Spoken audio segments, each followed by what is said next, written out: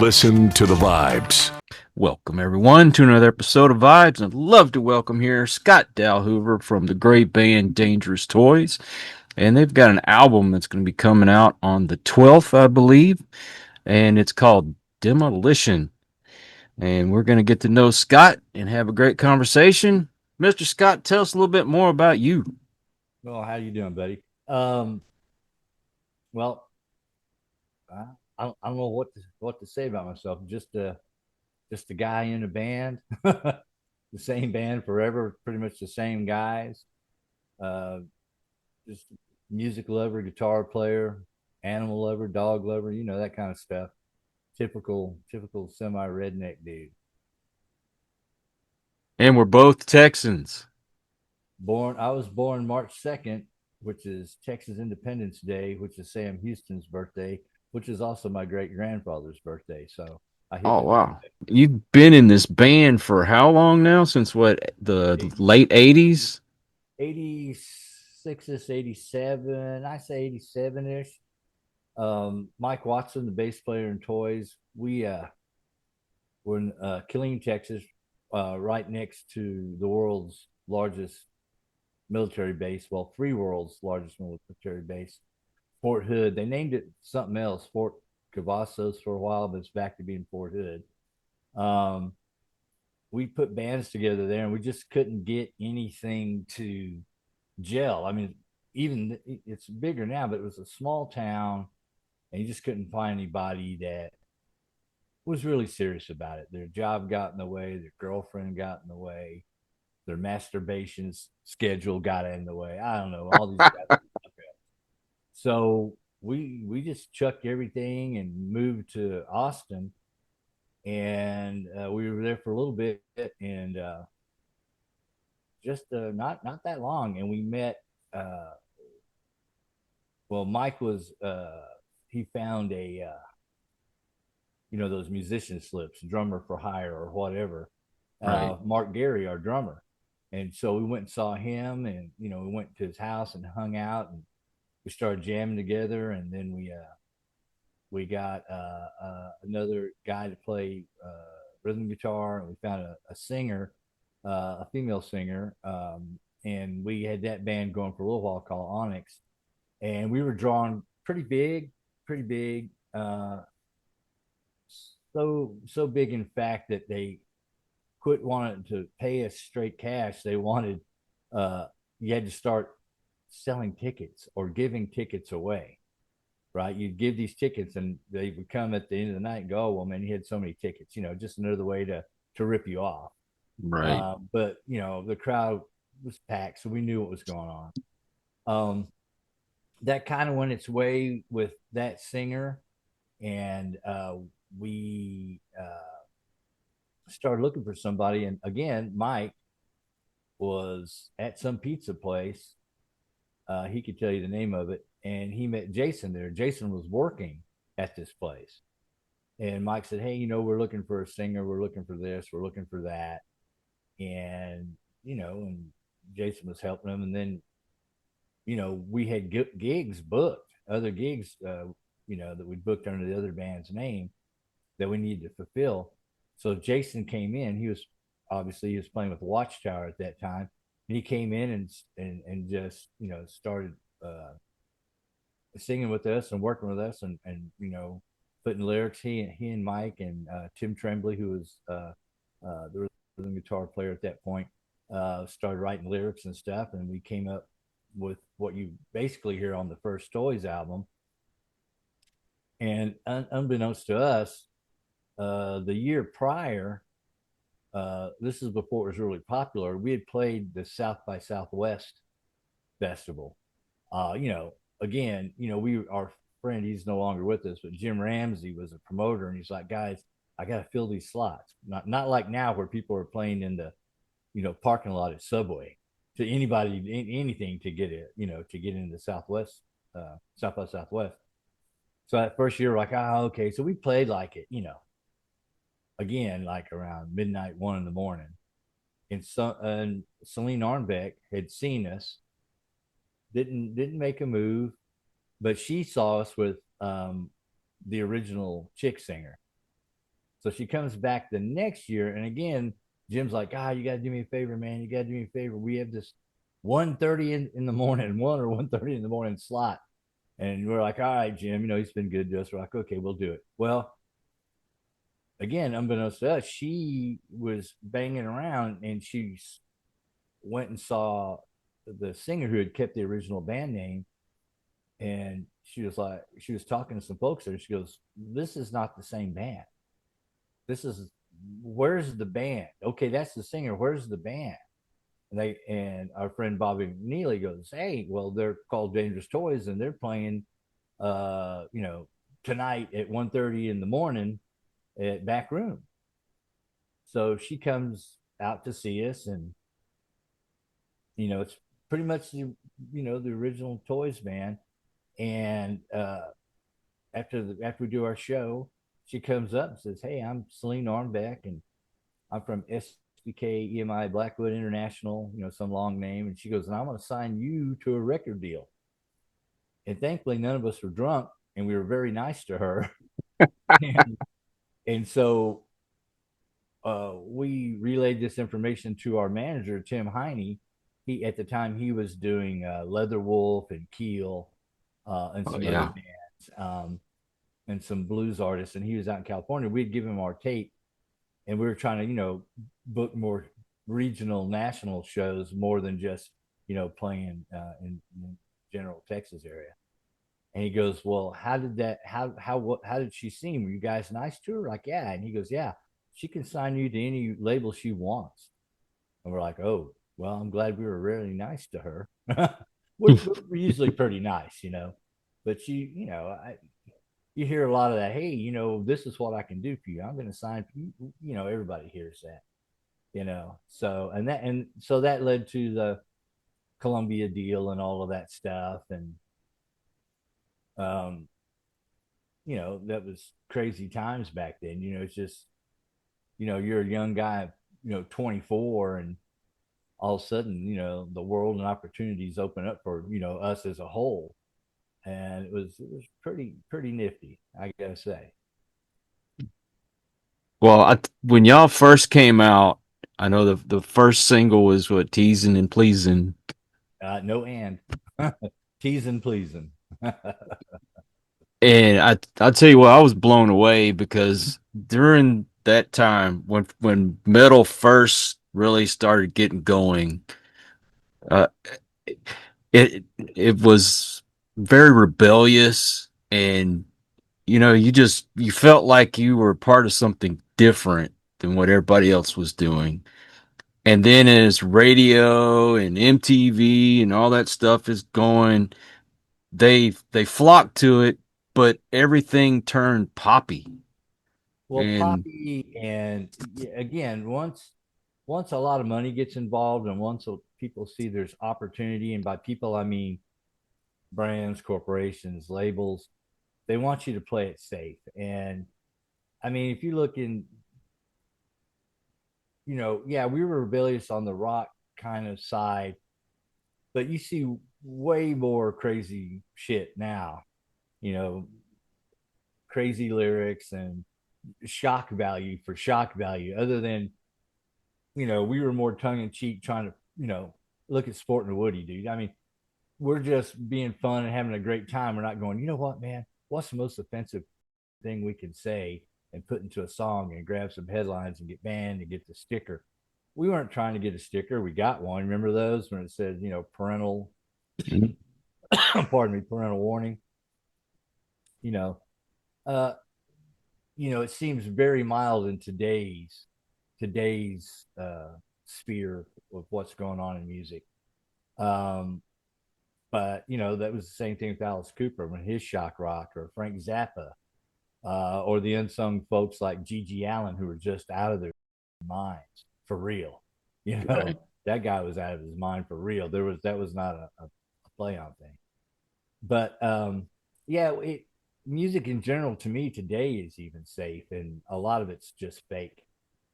Um, for the longest, I mean, we were in the days before auto tune. Mhm. So, and that's why I'm glad there was no freaking auto tune. none of this. And I think auto tune is a great tool and all that kind of stuff if you use it for that intended purpose.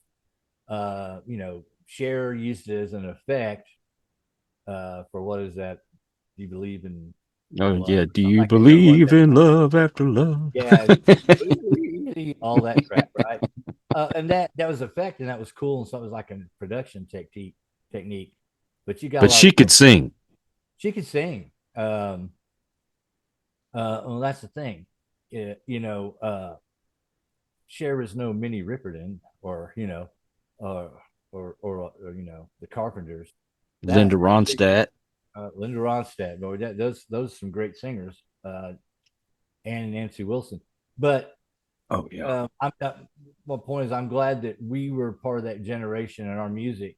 Even to this day, I'm recording the new Toys album here at my house in my little studio, and thankfully, I've got three guys in the band that sing really well, and there's really super minimal pitch correction, and usually, well, not usually, about 100% of the time, they'll just sing their part again. It's more like, hey man, that was a really really good take. I don't know how to duplicate that. Let's just can you? And I'll go in there, and it's just like a little bump, on like an infinitesimal little squeak up or down on an otherwise really good portion of a song. Being a guitar player, I can just play it 1,000 times until I get it right. Right. Right. Which I don't have the attention span to do. If I'll come in here and do a solo or something, I'll do it 2 or 3 times, and that's it. I'm That's the way I like it.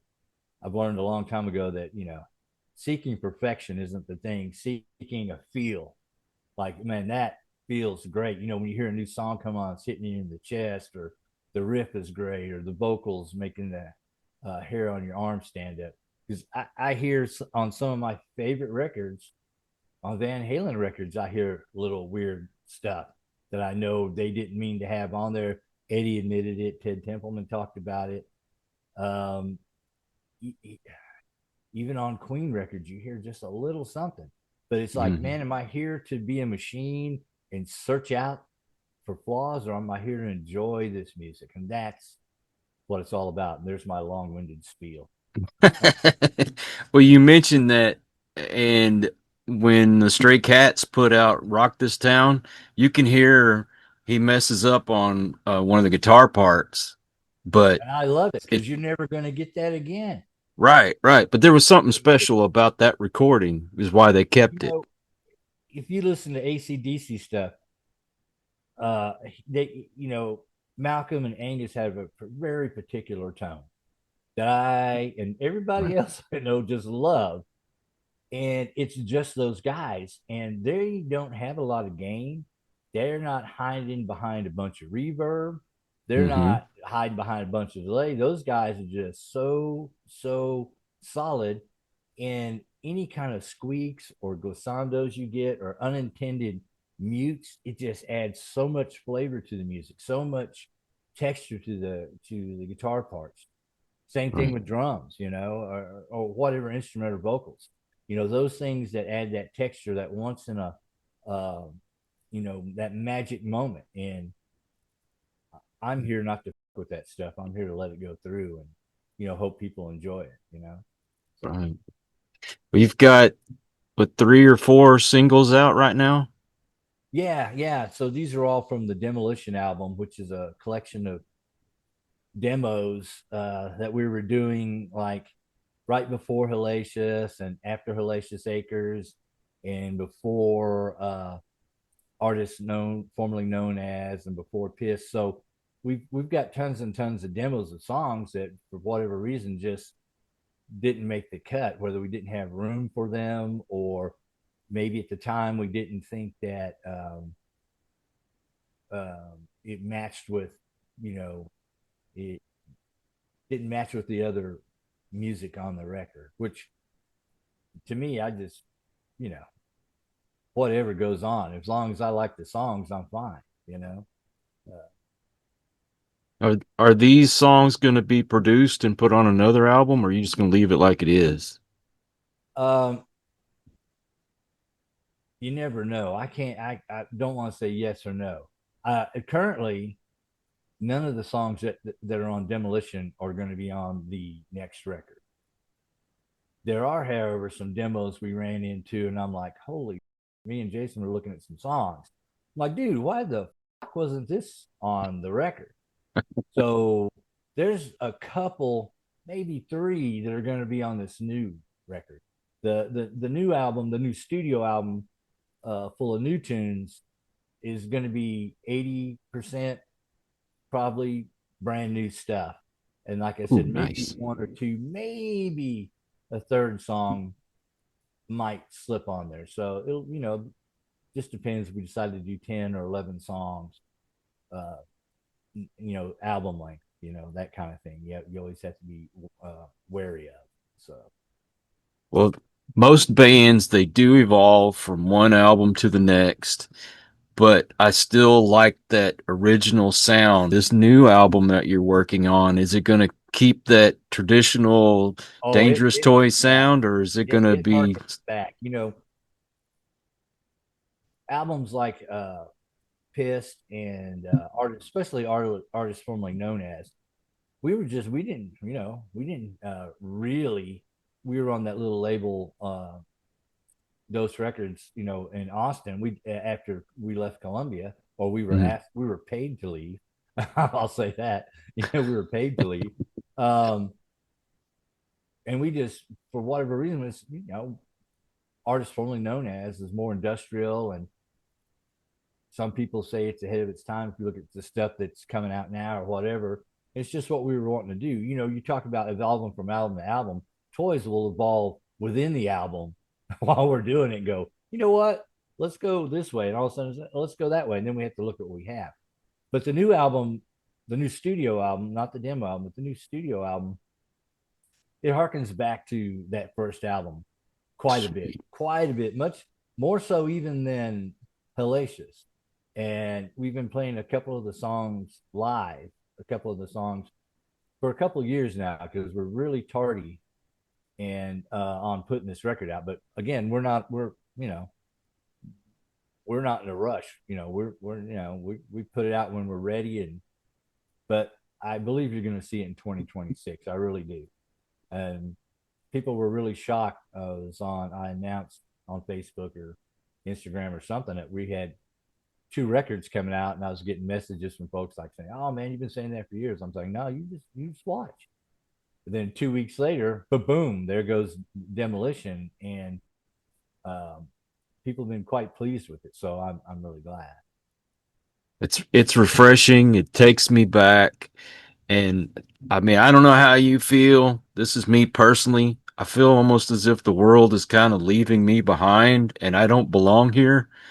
But I reminisce so much about my childhood and especially those days in high school when I got into heavy metal and hard rock, and I miss it. And when I get to hear bands like you who are still playing and you're putting out music, it takes me back to those days and makes me feel a little more comfortable.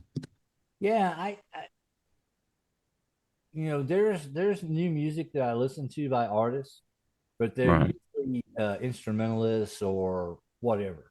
Um, as far as some of the new metal stuff, I'm not saying it's good, I'm not saying it's bad, but it's kind of mixed in some genres where, if you remember when grunge first came in and the shoegazer music comes in, and there's not a lot of them don't have a real punchy chorus, and the Right. singing is nonstop. There's no break for air or anything.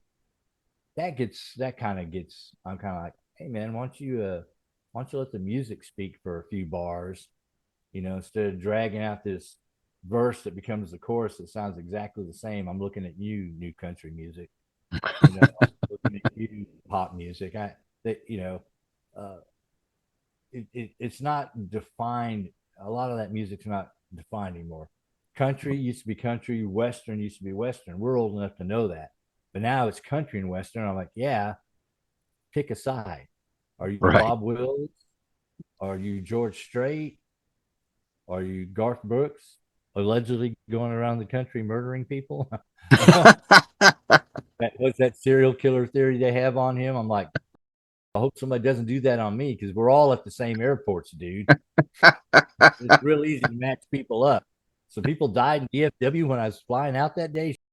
I'm on the, uh, but yeah, they're not in defined blocks, and I like that. And now there are artists that smear the line from, let's take David Bowie, like Let's Dance, where he's kind of got his pop thing, his David Bowie thing, and the blues thing with Stevie on guitar. That's Mhm. interesting. But that in itself is its own category because I don't hear anybody else sound like that. Right. You can take Metallica. There's nobody at the time sounded like that. Van Halen, definitely nobody sounded like that. Queen, nobody sounded like that. Judas Priest, nobody sounded like that. Um, Now, I'm not going to say artist names now, but of a dozen new things I've heard come out, I'm like, okay, you're using pretty much the same snare sample and kick sample I heard on these other three records. Oh, you guys are quantizing everything to the beat. That kick drum is perfectly matched everywhere. And there's no breath, there's no room in the music to move. Right. Um, and that may be why I like orchestral music because these guys are really professional, but they allow the music to move and to breathe. And I think I'm a fan of production to a point, but where you start to strangle is when you strangle the not allowing the music to breathe. Hey, if your kick drum moves up, that's because you're getting excited in the chorus, and you back it back down, or you can feel the hi hat opening a little bit and getting you excited. The guitar starting to chunk a little heavier. Um, I see a lot of that missing because of however they record it or however they hear music or whatever it is. Not that it's bad, not that it's good. I just hear a difference, and it just doesn't. It's just not my thing. Right. And it's not because I'm old, because there are new artists coming out all the time that I like. Um, and I go, oh wow, these people get it, man. You know, But another long-winded diatribe. well, I'm with you. I mean, I do like some production, but what I like is when I can hear each instrument crisp and clear. And well, let's face it, you don't get that with streaming and all that. You have to What's go find an squashes? album Yeah, that, it or squashes. Yeah, right, that's why right, people like vinyl more than CDs. A lot of people. A lot of people. exactly. You have different types of listeners. You got people that really are emotionally attached to music, and it tends to be musicians for the most part. And I mean people that play an instrument and sing, and even folks that develop beats. Let's say you're a hip hop guy and you're really into developing beats. Look, you're into music. If you're sitting in the studio for 8, 12 hours making beats, whether you like rap, hip hop or not, he's a musician. He's really trying to get some kind of beat to happen. That's not my thing. Whether you're desperately seeking that thing that's new, that's a musician. The stuff I don't like is where you just go in, you half-ass it, and whatever. Now that said, there's some albums that were half-assed recorded that I love because you didn't have the resources or whatever it was, you didn't have the knowledge. I like hearing grassroots stuff, independent stuff, because it's stuff that's not pushed. And you get it's all of a sudden it's like discovering a new type of taco. I'm there for it. You what? You got a buffalo ostrich taco with a green verde sauce and bacon? Yeah, I'm gonna try that. Versus, hey man, I got some ground meat and some government cheese on a piece of bread. Well, you know what? I like that too. So, I hey grew up eating that government cheese, and that was the man, best, man. hey man. So it does come out on the 12th, right? And it is Well, going to yeah. be on vinyl. Vinyl, cassette, and CD. Um, Wow. They're yeah, making cassettes? yeah. Why not? Why Man, I not? love it. surprised. Uh, my truck that died about 7 years ago had a CD disc changer and a cassette in it and satellite radio. It was right at that junction, right? Where they were still putting cassette players in, and I loved it. And there's a thing about, we're back to the vinyl. There's a thing. There's a certain sound that a cassette tape will give you because it's physical media. There's actually tape touching heads, transforming those little bumps on there, turn it into electricity into sound. Same thing with the needle on vinyl. They give you a different sound. And some people prefer that, and I'm one of those people. But again, when I'm in my car, I'm streaming. The producer in me and the musician in me, I hear it squashed when I'm streaming it, but it's not just killing me. I just prefer it the other way, you know. To be crass, it's like sex with a rubber or sex without a rubber. Not that drastic, but still. Man, Scott, thank you. It has really, truly been an honor to have you on the show. And thank you for keeping the music alive. Well, thank you for keeping it alive. It's the folks out there that still listen and still buy and are still affected by music that keeps music alive and musicians alive and your program alive and all the things that we love. Yeah, it was great being here, and I really appreciate it. Again, man, thank you for being on the show. And I also want to thank all you folks out there. If you are new to the channel, I hope you'll come back. Please hit that subscribe button from our regulars. You guys are awesome because you make it possible for me to do this. Until the next one, everyone, please take care. Be kind to one another. God bless and peace. We hope you enjoyed this episode of Listen to the Vibes. You can catch us on Buzzsprout or wherever you listen to your favourite podcasts, and on YouTube. Follow us on Facebook at The Vibes Broadcast Network